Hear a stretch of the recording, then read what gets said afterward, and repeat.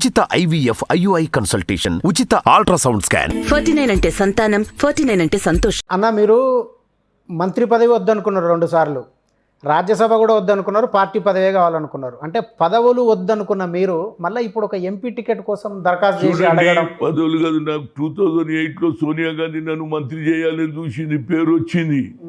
కానీ ఫైనల్ దెబ్బ ఎవరు కొట్టిరు మరి? ఆయన తప్పేం కాదు. కేవీపీ రామచంద్రరావు చెప్పి నన్ను అహ్మద్ పటేల్ బదిరించి, లేకుంటే అప్పుడే అయిపోతుంది నేను క్యాబినెట్లో. అది క్యాబినెట్ పోయింది, ఇది ముఖ్యమంత్రి. ఏదైనా ఇవాళ పబ్లిక్ లైఫ్లో ఉన్న డబ్బు సంపాదించలే, కానీ పేరు సంపాదించే. ఏడవైనా ప్రజల అభిమానం ఉన్నది. చూడండి, నాకు సెక్యూరిటీ ఉందా చెప్పు, నా సెక్యూరిటీ కూడా విత్డ్రా చేసిండు. నేను ఒకసారి అడిగి చూసిన, ఇవనంటే అయిపోయాయి. ఏమంటే పోలీస్ ఆఫీసర్లు అన్నవారు నువ్వేనండి, నువ్వు అందరు ఎవరు, నువ్వు మచ్చలేని లీడరు, నేను ఎవడు? నిజమే, ఎక్కడికి పోయినా దిగంగానే మంది. నేను 10 కార్లలో పోను, ఒకటే కారు, డ్రైవర్ ఎవడంటే పక్కకు ఫోన్లో, అంతే. ఏడికి పోయినా దిగంగానే అదే హనుమంతరావు కూడా వచ్చిందంటే రోడ్డు మీద నిలబడితే 10 మంది వస్తారు. అదే హనుమంతరావు బండి కావాలని అన్న కార్లు ఎక్కువ అంటారు. అంటే that is the bank balance. అదే ప్రజల బ్యాంక్ బ్యాలెన్స్ నాది, పేదవారి బ్యాంక్ బ్యాలెన్స్ నాది అనేది నా ఉద్దేశం. అంటే ఇప్పుడు ఖమ్మం నుంచి టికెట్ అడగడానికి ప్రత్యేక కారణం ఉందా? 2019లో కూడా అడిగారు, మీకు టికెట్ రాలేదు అప్పుడు, మళ్ళీ ఇప్పుడు ఖమ్మంని క్లెయిమ్ చేస్తున్నారు. చూడండి, 2019లో నేను మొదటి నుంచి, ఎందుకంటే సంజయ్ గాంధీ ఉన్నప్పుడు కొత్తగూడెంలో బ్లాక్ లెవెల్ కాంగ్రెస్ పెట్టాను. అప్పటి నుంచి నాకు అక్కడ ఇంట్రెస్ట్. తర్వాత వేరియస్ రీజన్లో రంగయ్య నాయుడు పోయిండు, ఆయన పోయిండు, నేనే కదా రంగయ్య నాయుడుకు పీసీసీ ప్రెసిడెంట్ ఇచ్చిన. అదేవిధంగా మా నాదెల్ల భాస్కర్రావు పోయిండు, అవుట్ సైడర్సే పోతున్నారు. కనుక నాకు కూడా ఇంట్రెస్ట్ ఏంటంటే, రాజీవ్ గాంధీ ప్రధానమంత్రి ఉన్నప్పుడు 2 సార్లు పోయినా. ఎన్టీ రామారావు వద్ద చీఫ్ మినిస్టర్, వెంగళరావు వద్ద పీసీసీ ట్రైబల్ ఏరియాలో తిరిగిన, ఫ్లడ్ ఎఫెక్ట్ అయితే. కనుక అక్కడ ప్రజలు అందరూ కోరుతున్నారు, ఈసారి రమ్మన్నారు. అప్పటి నుంచి ఆడ రాజీవ్ గాంధీ స్టాచ్యూ పెట్టింది నేనే. ఇదే మల్లికార్జున్ ఖర్గే తోటి ఇనాగ్రేషన్ చేయించిన. అప్పటి నుంచి అదే కాకుండా లాస్ట్ 10 years నుంచి మేకప్ మై మైండ్. అందుకుంటే నేను అసెంబ్లీ టికెట్ వద్దన్నా, ఏది లక్ష్మణ్ యాదవ్కి ఇవ్వన్నా. సరే, వేరియస్ రీజన్లో రాలేదు, అది అనుకో. పాయింట్ ఏంటంటే, అందరు కూడా తప్పనిసరిగా వస్తుందని అనుకున్నాడు. 2000 నేను ఫస్ట్ అప్లికేషన్ పెట్టిన. అప్లికేషన్ అవునా రేణుకా చౌదరి గారు పెట్టలేదంటారు, అది నిజమేంతో నాకు తెలియదు, కానీ ఆమెకి ఇచ్చింది, ఓడిపోయింది. కనుక నేనేమనుకుంటా, ఆమె కూడా ఏమన్నది, ఆమె తప్పు మాట్లాడు, హనుమంతరావు ఇస్తే నాకు అభ్యంతరం లేదన్నది ఆమె. కనుక వస్తుందని అనుకున్నా. ఇక నేను ఆ డీటెయిల్లో పోలేదు, ఏమైంది ఏం కథ నేను చెప్పా. ఎందుకంటే పార్టీకి నష్టమవుతుంది, అంటే నా పర్సనాలిటీ కూడా దెబ్బతింటుంది కదా, వేరియస్ రీజన్లో. సరే, ఇప్పుడు నేను అడుగుతున్నా, ఇస్తే వెళ్ళండి కూడా, లేదంటే సోనియా గాంధీ లేవటది అనుకో, గల్లీ గల్లీ తిరుగుతా, ఇంటింటికి తిరుగుతా. అది నా, ఎందుకంటే మా అమ్మ అన్నం పెట్టిన తల్లి వస్తుందంటే ఎవడని వద్దంటాడా ఆయన? మరి మన రేవంత్ రెడ్డి గారు ఎక్కడికి వెళ్ళి అడుగుతారో, ఎక్కడికి వెళ్ళి ఇచ్చినా పర్వాలేదు, కానీ ఇక్కడ సీటుగా ఆమె నిలవలేకపోతే నేను అడుగుతా, అంతే. అయితే మీరు చాలాసార్లు అడిగి మిస్ అయినది సికింద్రాబాద్ ఉంది. సికింద్రాబాద్ ఎంపీ స్థానం కావాలని కూడా ముందు నుంచి అడుగుతున్నారు, శివశంకర్ టైం నుంచి. మిస్ అయింది, మీకు మోసం జరిగింది. హైదరాబాద్లో పోటీ చేసిరు, ఓడిపోయారు. అంటే సికింద్రాబాద్ను ఇప్పుడు ఎందుకు వద్దనుకుంటున్నారు? చూడండి, సికింద్రాబాద్ ఆరోపణలు ఉండు. ఇప్పుడు ఏందో పరిస్థితి. లాస్ట్ టైం కూడా నేను నిజామాబాద్ అడిగిన, నాకు ఇయ్యలే. మళ్ళీ నేను ఇప్పుడు చేంజ్ చేస్తానుకో, ఏదో ఒక దాని మీద ఉండాలండి. ఇక్కడికి వెళ్ళి ఆడ కాలు ఈడబెట్ట, అక్కడ నా అభిమానులు ఉన్నారు, వీళ్ళకు మా బీసీలు ఎక్కువ ఉన్నారు, మా కమ్యూనిటీ వాళ్ళు 180,000 ఓట్లు ఉన్నారు, వాళ్ళందరూ రమ్మంటున్నారు. ఎందుకంటే అర్ధరాత్రి విడుస్తాం పలికేటోడు, ఎక్కడ అన్యాయం జరుగుతుందో వాళ్ళే. ఈవెన్ కమ్మాస్ కూడా హనుమంతరావు మంచోడా, ఈవెన్ రెడ్డిస్ అంటున్నారు. నేనేమో ఏమన్నా ముక్కుసూటిగా మాట్లాడతాడు, కానీ మనసులో ఏది పెట్టుకోడు. మనం ఏది పోతే సాయం చేస్తాడనే కల్చర్ నాది. కాబట్టి అక్కడ రైతులకు సంఖ్యలు ఇచ్చిన కానీ, అక్కడ ఏదో ఒక ఫారెస్ట్ ఆఫీసర్ చంపినప్పుడు కూడా పోయినా ఇంటికి పోయి ఆమె ఇచ్చి వచ్చిన.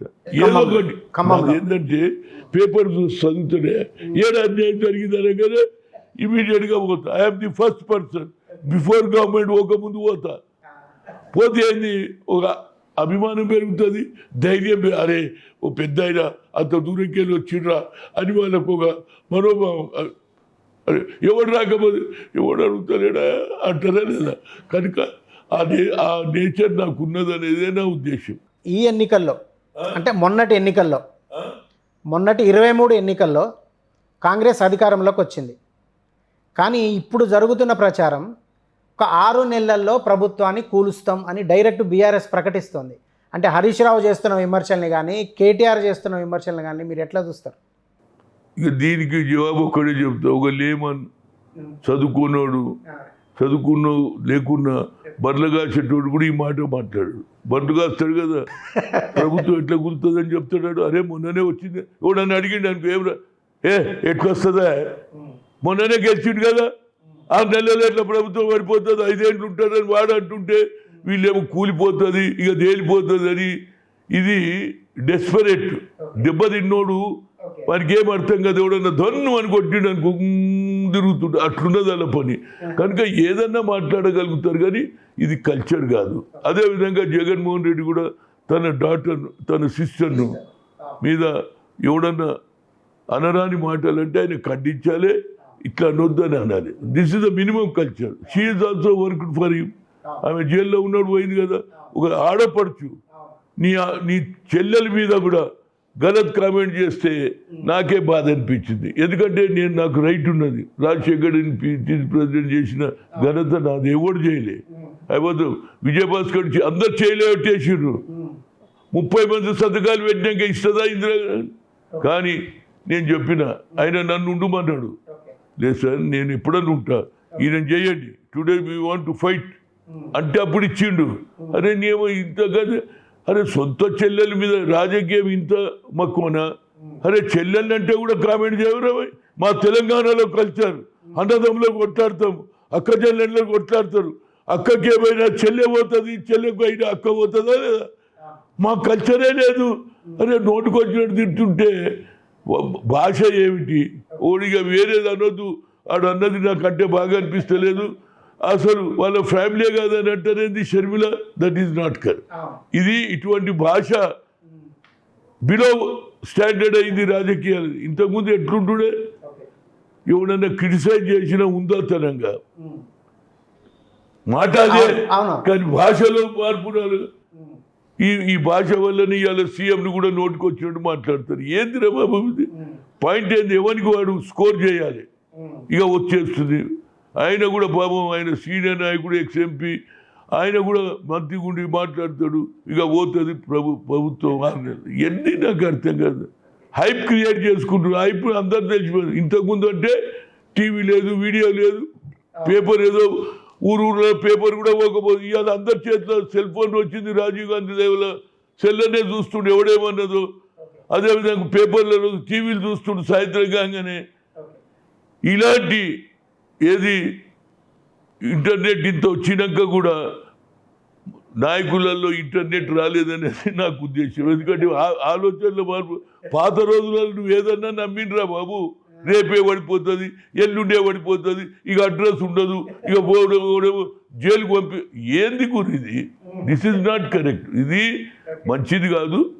ఈ పద్ధతి వచ్చే తరం వారు కూడా ఆలోచన చేయాలి. నేను మొన్న పి నరసింహారెడ్డి గారు ఆయన సంతాపం, ఎటువంటి వ్యక్తి అండి? రెవెన్యూ మినిస్టర్, కేంద్రంలో ఎంపీ చేసిండు, రెవెన్యూ మినిస్టర్ చేసిండు. తన సొంత భూమి కూడా 51 ఎకరాలు 51 ఎకరం ఉంటే పేదలకు వచ్చిండు. ఆ కల్చర్ ఇప్పుడు ఏమైంది? Politics became a business. పెట్టుబడి, సారా దుకాణాలు వాడినట్టు, బట్టల దుకాణం, ఫ్యాక్టరీ పెట్టినట్టు అనుకుంటున్నారు. That is not correct. We came to the help for the people. సాయం చేయమను. దేవుడు ఏడున్నాడు, ఆడనే ఉన్నాడు. ఎవరికి సాయం చేస్తాడు? మాధవ సేవే మానవ సేవ అన్నారా లేదా? అది మర్చిపోతున్నారు. ఆ కల్చర్ రావాలనేది ఫ్యూచర్లో నా కోరిక అంతే.